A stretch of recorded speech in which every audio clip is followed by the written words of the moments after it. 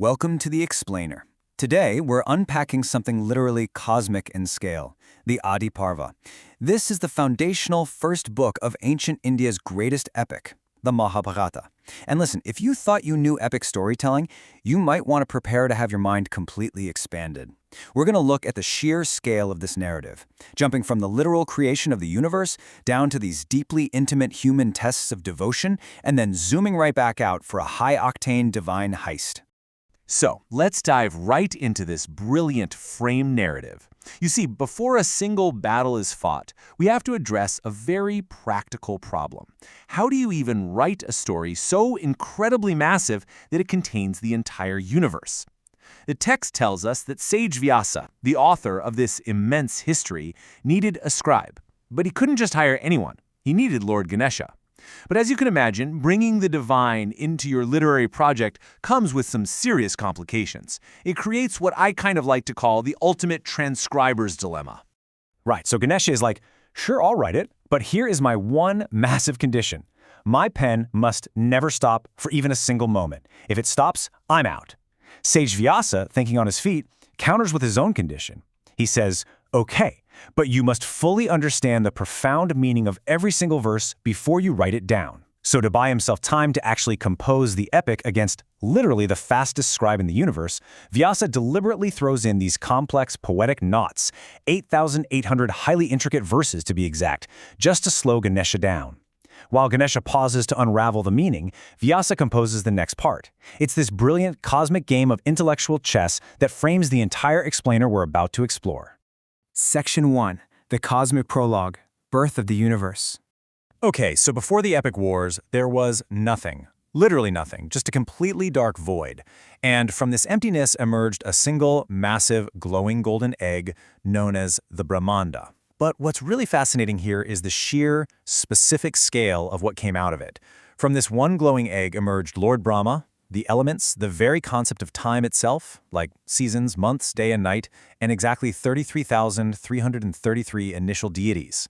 I love how this super specific numbering grounds such an abstract cosmic creation into a highly structured ancient universe. Basically, everything that ever was and everything that ever will be, including all the characters of our epic, traces its origin right back to this singular, brilliant, cosmic egg.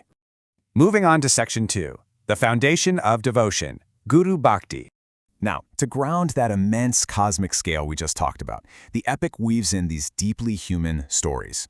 Because before we can understand the great warriors of the Mahabharata, we really have to understand the discipline that shaped them. This is known as Guru Bhakti, the absolute, uncompromising surrender of a student to their mentor. We see this perfectly, and I mean perfectly, in the story of Aruni of Panchala. His guru tells him to go stop a leak in the agricultural field. Aruni tries building a mud dam, but the water just keeps washing it away.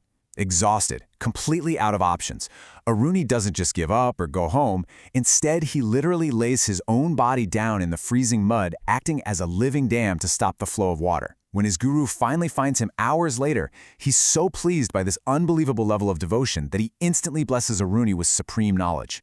Then we have Upamanyu. His story takes this concept to an even more extreme level. His guru systematically restricts his diet step by step just to test his obedience. Step 1, Upamanyu has to surrender all his begged food. Okay. Then step 2, he's forbidden from drinking cow's milk. Step 3, he's even forbidden from catching the drops of milk foam from the mouths of nursing calves.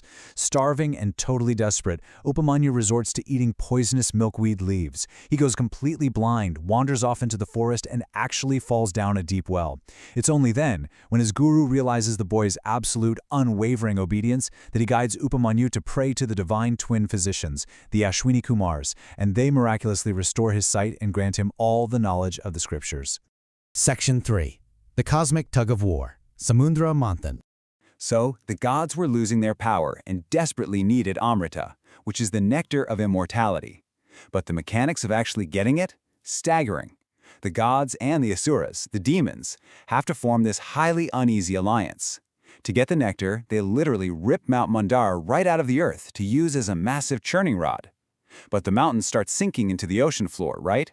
So, Lord Vishnu takes the form of a colossal tortoise, Kurma, just to act as a pivot point on his shell. Then, they use Vasuki, the giant king of the serpents, as a churning rope. The demons arrogantly grab the head of the snake, the gods take the tail, and together they violently churn the primordial ocean for hundreds of years. It is an absolutely wild visual. The crucial takeaway here is that this incredibly violent churning produced some bizarre and amazing spoils. First out of the ocean comes a literal world-ending poison, the Kalakuta. To save the universe, Lord Shiva swallows it, holding it in his throat, which turns blue, earning him the name Nilkanth. Then, beautiful things start emerging. The moon, the goddess of wealth Lakshmi, and this stunning divine white horse named Uchai Shravas. Finally, the physician of the gods emerges, holding the actual pot of Amrita, which, as you might guess, sparks an immediate and brutal war between the gods and the Asuras over who actually gets to drink it. Which brings us to Section 4, the ultimate heist, Garuda's quest. Okay, remember that divine white horse we just mentioned? It triggers a seemingly small, yet totally disastrous bet between two sister-wives of the sage Kashyapa. Vinata bets the horse is pure white from head to tail. Her sister, Kadru, bets the tail is black. The stakes? Absolute slavery for the loser. No big deal, right? Well, Kadru secretly orders her 1,000 snake sons to wrap themselves around the horse's tail. So, from a distance, it looks pitch black. Vinata loses her freedom because of this tricky visual illusion and becomes a slave to the snakes. But Vinata have a son, the incredibly powerful giant birdman Garuda. When Garuda asks the snakes how he can buy his mother's freedom, they demand the ultimate ransom. He has to steal the Amrita, that nectar of immortality, from the heavily guarded heavens and bring it right to them. What follows is, honestly, nothing short of an ancient blockbuster action sequence.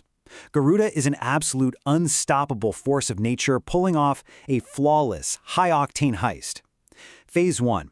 He creates a massive dust storm with his immense wings, completely blinding the guarding gods and throwing all of heaven into chaos.